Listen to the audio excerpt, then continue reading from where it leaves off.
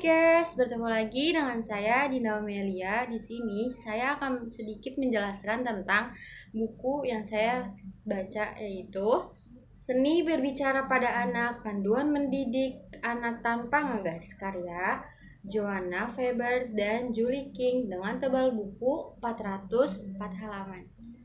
Dalam buku ini ada 2 bagian. Bagian pertama itu berisi 5 bab. Bab pertama tentang peralatan untuk mengatasi emosi. Yang pertama itu yang harus kita lakukan sebagai orang tua, akui perasaan dengan kata-kata. Misal, kamu pasti kesal ya nak, karena rel kereta ini hancur.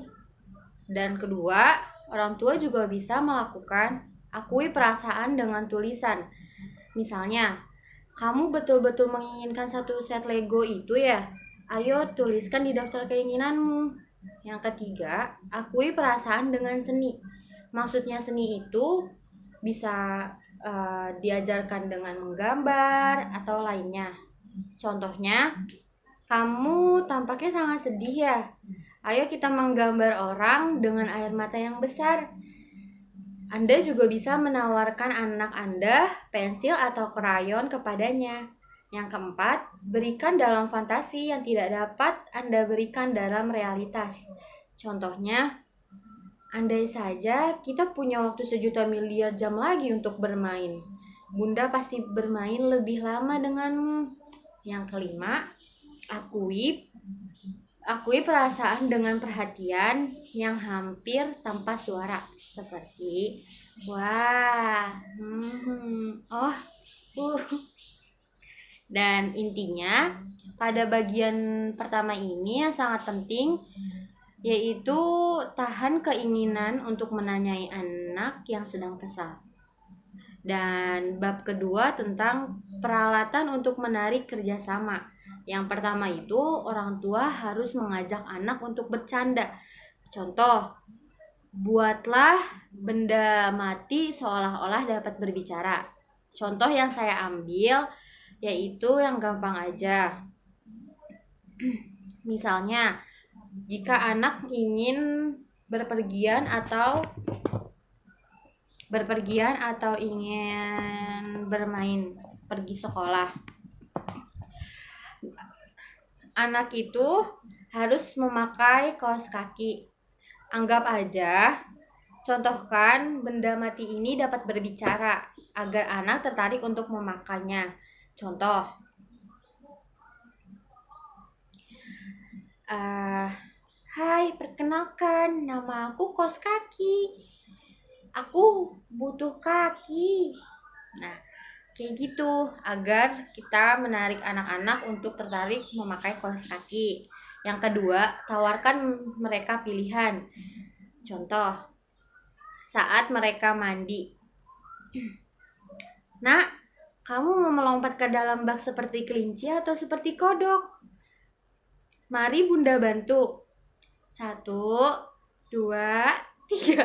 Sambil mengangkatnya agar ia merasa lompat seperti yang dia inginkan. Dan yang ketiga, biarkan mereka memegang kendali sendiri. Kebanyakan orang tua itu sangat mengatur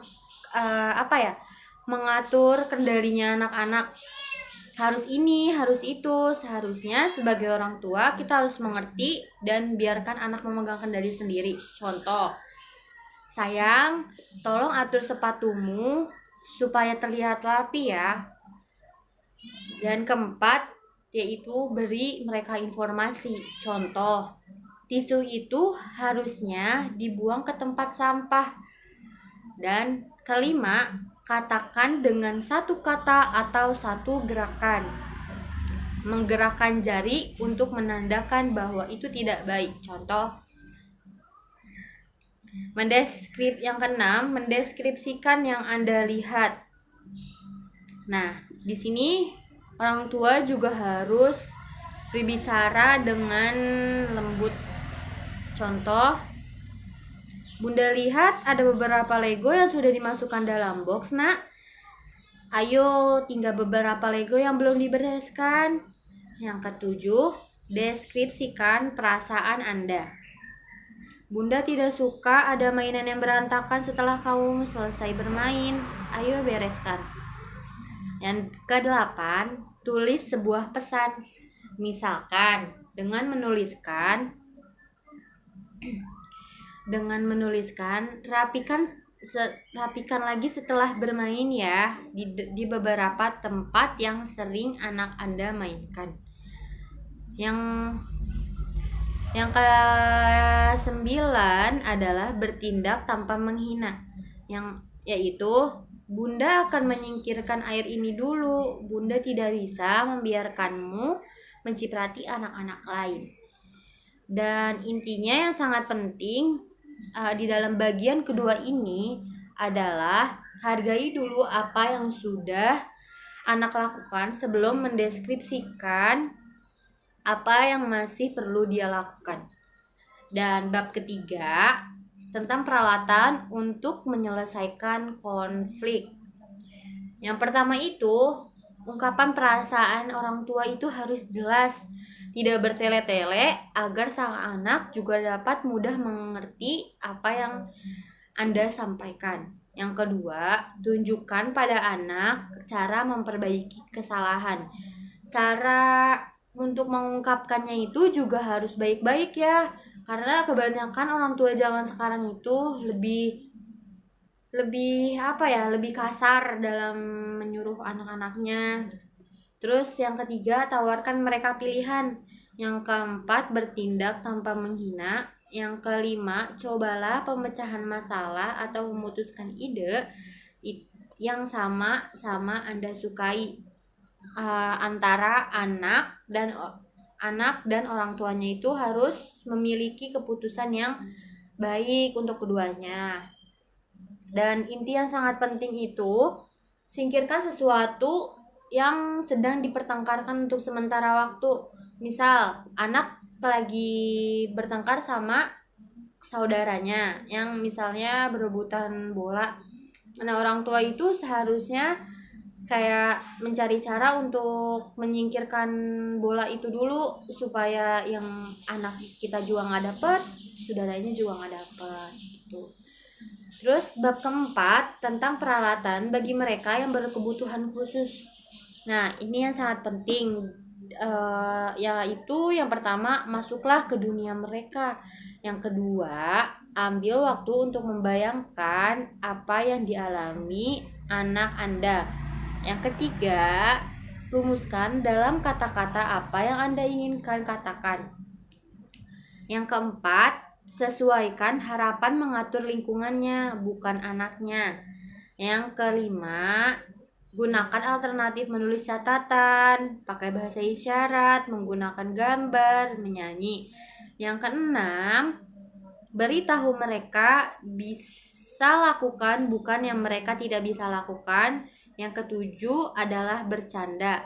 Inti yang sangat penting dalam bagian ini sih menurut saya, jangan berharap keterampilan baru pada sang anak akan dipakai secara konsisten. Terus bab kelima tentang peralatan kita tidak akan berhasil dalam kondisi-kondisi seperti kurang makan, kurang tidur, merasa terlalu terbebani. Yang keempat, kurang siap secara tingkat perkembangan atau secara pengalaman. Dan bagian kedua, saat perasaan kita beraksi.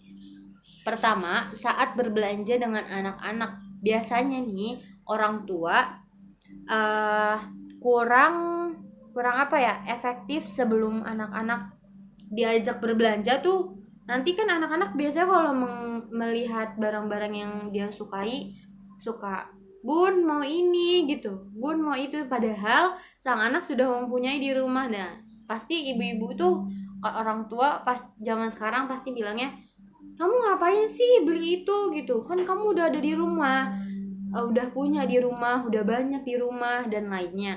Itu sebenarnya nggak baik, karena anak-anak yang masih kecil itu belum tahu itu penting atau enggak, itu rugi atau enggak, karena udah kebanyakan. Jadi sebagai orang tua kita harus efektif juga. Terus yang kedua itu memberi anak pilihan. Yang ketiga, akui perasaan dengan daftar keinginan. Nah, seperti tadi misal anak, "Nak, ayo coba kamu tulis apa yang kamu inginkan. Kali aja nanti pas kalian ikut bunda, kalian bisa membelinya," gitu. Terus yang keempat, beri informasi, beritahu anak apa yang diharapkan. Kedua, saat anak berbohong, coba lakukan ini. Deskripsikan apa yang Anda lihat daripada bertanya atau menuduh. Tunjukkan yang tampak jelas, misalnya dengan berkata, "Bunda melihat coklat di wajahmu, sayang." Yang kedua, deskripsikan perasaan Anda. "Bunda sedih, coklat ini sudah dimakan." Bunda bermaksud akan menyajikannya sebagai saat makanan saat teman-teman Bunda datang. Terus akui perasaan. Tidak mudah memang untuk menolak makanan, apalagi berbentuk coklat. Bunda yakin sekarang kamu sangat menyesal. Dan yang keempat yaitu coba lakukan pemecahan masalah. Buatlah rencana untuk masa yang akan datang. Lain kali kalau kamu merasa tergoda, bilang pada Bunda ya sayang. Bunda yakin kita bisa mencari cara untuk menolongmu untuk menunggu. Yang kelima, sesuaikan harapan. Ya, kelola lingkungannya bukan anaknya ya, orang tua zaman sekarang. Ingat-ingat ini lain kali. Dan coba bilang, lain kali kalau saya coba kita yang berpikir kayak, lain kali kalau misalnya saya beli coklat, saya akan menyingkirkannya dulu sampai jam makan tiba supaya tidak terlalu menggoda, apalagi buat anak-anak. Terus yang keenam, bantu anak memperbaiki keadaan. Kita dapat butuh bilang aja, kita tetap butuh sesuatu yang bisa disajikan sebagai makanan saat teman-teman Bunda datang nanti. Bisakah kamu membelikan sebentar lalu menatanya dengan rapi di piring seperti tadi sayang? Nah, seperti itu. Menurut saya buku ini sangat bagus untuk direkomendasikan untuk para ibu zaman sekarang, orang tua zaman sekarang, atau yang ingin menikah juga sebaiknya baca buku ini dulu karena buku ini menarik banget. Di sini juga banyak gambar-gambarnya, ilustrasinya, dan buku setebal ini sebenarnya membosankan, tapi sebenarnya di dalam ini juga banyak banget ilustrasinya gitu, jadinya nggak membosankan. Menurut saya sih sangat bagus ya buat ibu-ibu zaman sekarang. Jadi terima kasih telah menonton, jangan lupa like and subscribe. Bye bye. Assalamualaikum warahmatullahi wabarakatuh.